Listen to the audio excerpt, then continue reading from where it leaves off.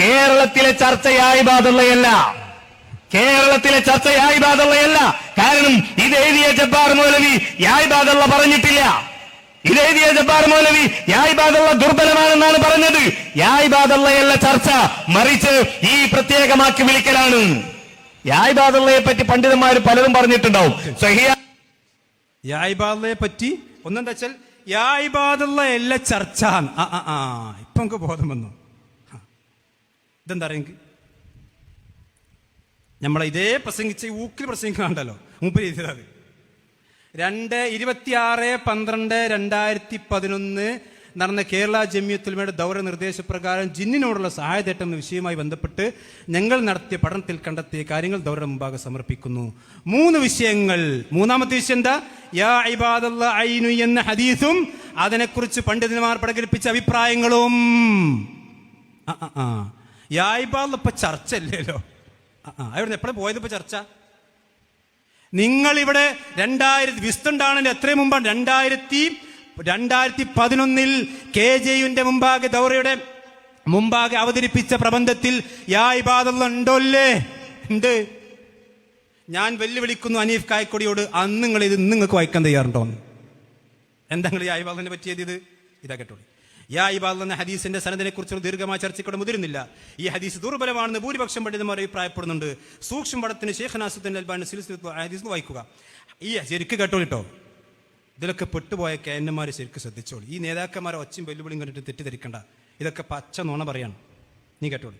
ഈ ഹദീസ് സ്വീകാര്യമാണെങ്കിൽ പോലും അള്ളാഹു അല്ലാത്തവരുള്ള പ്രാർത്ഥനയ്ക്ക് ഇത് തെളിവല്ല എന്ന് പണ്ഡിതന്മാർ വിശദീകരിക്കുകയും അതിനുള്ള ന്യായങ്ങളും തെളിവുകളും സമർപ്പിക്കുകയും ചെയ്തിട്ടുണ്ട്. ഞാൻ ചോദിക്കുന്നു കായക്കൊടിയോട്, ആ പണ്ഡിതന്മാരെ പേരൊന്ന് പറയാമോ? അതേതായാലും ഫൈസൽ മൗലവി അല്ലല്ലോ, പിന്നെ PN അല്ലല്ലോ, പറപ്പൂരല്ലല്ലോ, നമ്മളാരും അല്ലല്ലോ. ഇത് 2011 വിസ്തല്യല്ലെന്ന്. എന്താ പറഞ്ഞത്? യാ ഇബാദ് ഹദീസ് സ്വീകാര്യമാണെങ്കിൽ പോലും അള്ളാഹു അല്ലാത്തവരുടെ പ്രാർത്ഥനയ്ക്ക് തെളിവല്ല. ഇനി കേട്ടോ, യാ ഇബാദ് എന്നുകൊണ്ട് ഉദ്ദേശിക്കപ്പെടുന്ന മലക്കുകളും ജിന്നുകളുമാണ് എന്നാണ് ഒരു വിഭാഗം പണ്ഡിതന്മാർ അഭിപ്രായപ്പെടുന്നത്. ആ വിഭാഗം പണ്ഡിതന്മാരുടെ പേര് പറയണം. ഒരു വിഭാഗം പണ്ഡിതന്മാർ അഭിപ്രായപ്പെടുന്നത് നാം കാണുന്നില്ലെങ്കിലും അവയെ ഹാദറായി പരിഗണിക്കണമെന്നാണ് ഈ പണ്ഡിതന്മാരുടെ വീക്ഷണം. ശിർക്ക്. നാം കാണുന്നില്ലെങ്കിലും അവയെ ഹാദറായി പരിഗണിക്കണം എന്നാണ് പണ്ഡിതന്മാർ. ആ പണ്ഡിതന്മാർ ആരാണ്? കായക്കൊടി മറുപടി പറയണം. ബസാർ റിപ്പോർട്ട് ചെയ്തൊരു ഹദീസിന്റെ അടിസ്ഥാനത്തിൽ ഇബാദത്ത് എന്നുകൊണ്ട് ഉദ്ദേശിക്കപ്പെടുന്നത് മലക്കുകൾ മാത്രമാണെന്ന് അഭിപ്രായപ്പെട്ട പണ്ഡിതന്മാരുമുണ്ട്. ആ പണ്ഡിതന്മാരെ പേരിവിടെ പറയണം. ചർച്ചയല്ലല്ലോ യാ ഇബാദത്ത്. ഇതൊക്കെ എന്തിനാ ഇതിണ്ടാക്കിയ ഞങ്ങള്? ഇതൊക്കെ എന്തേതിനുണ്ടാക്കിയ? ഇനി കേട്ടോളി. ഇനി വീണ്ടും പറയാൻ, ഒരാൾ ഒരു മരുഭൂമിയിൽ ഒറ്റപ്പെട്ടു പോയാൽ നടത്തുന്ന ദിക്റിന്റെ ഭാഗമാണിത് എന്ന് ഷെയ്ഖ് സാലിഹ് അൽ ഹുസൈനി അഭിപ്രായം കൂടി ഇവിടെ നാം ഇതോടൊപ്പം ചേർത്ത് വായിക്കുക. അത് നിങ്ങൾക്ക് വായിക്കാൻ തയ്യാറുണ്ടെന്ന്? നിങ്ങൾ അന്ന് ചേർത്ത് വായിച്ചത് ഇന്ന് ചേർത്ത് വായിക്കാൻ കായക്കൊടുക്ക് തയ്യാറുണ്ടോ? യാ ഇബാദ് എന്ന് പറഞ്ഞ ദിക്ർ മാത്രാണ്. ഇനി കേട്ടോ, ഇനി ഇത് സ്വഹിയാണെന്ന് പരിഗണിച്ചാൽ തന്നെയും അത് ഇത്തരം സാഹചര്യങ്ങൾക്ക് മാത്രം പരിമിതവും ഹദീസിൽ വന്ന പദങ്ങൾ ഒതുങ്ങി നിൽക്കുന്നതുമാണെന്നാണ് പണ്ഡിതാഭിപ്രായം. ആ പണ്ഡിതാഭിപ്രായത്തെ പറ്റിയാണ് നിങ്ങൾ പറഞ്ഞ് ഷിർക്ക്. മനസ്സിലല്ലേ? ഇനി കേട്ടോ, ദുർബലമായ ഹദീസിന്റെ അടിസ്ഥാനത്തിൽ കർമ്മങ്ങൾ അനുഷ്ഠിക്കാൻ പാടില്ലെന്നുകൊണ്ട് തന്നെ പണ്ഡിതന്മാർ നടത്തിയ അത്തരം ചർച്ചകളെ കേവലം വൈജ്ഞാനിക ചർച്ചകളായി മാത്രമാണ് നാം പരിഗണിക്കേണ്ടത്. അപ്പൊ ആ വൈജ്ഞാനിക ചർച്ചയാണ് നിങ്ങൾ ഈ പ്രസ്ഥാനത്തെ നടുക പിളർത്താനും മുജാഹിദ് പ്രസ്ഥാനത്തിന്റെ ആളുകൾക്കെതിരെ പച്ചയായിക്കൊണ്ട് ശിർക്ക് ആരോപിച്ച് അവരെ നരകത്തിന്റെ ആളുകളും അമ്രുൽ ഹയ്യാക്കാനും വേണ്ടി നിങ്ങൾ ഉണ്ടാക്കിയത് ഈ യാ ഇബാദുള്ളയാണ്. ഇപ്പൊ പറയാണ് യാ ഇബാദുള്ള ചർച്ച അല്ല. ഇനി കേട്ടോ ബാക്കി. ഈ പ്രത്യേകമാക്കി വിളിക്കലാണ്. യാ ഇബാദുള്ളയെ പറ്റി പണ്ഡിതന്മാർ പലരും പറഞ്ഞിട്ടുണ്ടാവും. സ്വഹിയാന്നുള്ള അഭിപ്രായത്തിൽ പറഞ്ഞവരുണ്ട്, അത് ലൈഫാണ്. സ്വഹിയായ എന്ന് പറഞ്ഞവരുണ്ട്. ആരാണത്? പറയണം. സ്വഹിയാണെന്ന് പറഞ്ഞവരുണ്ട്.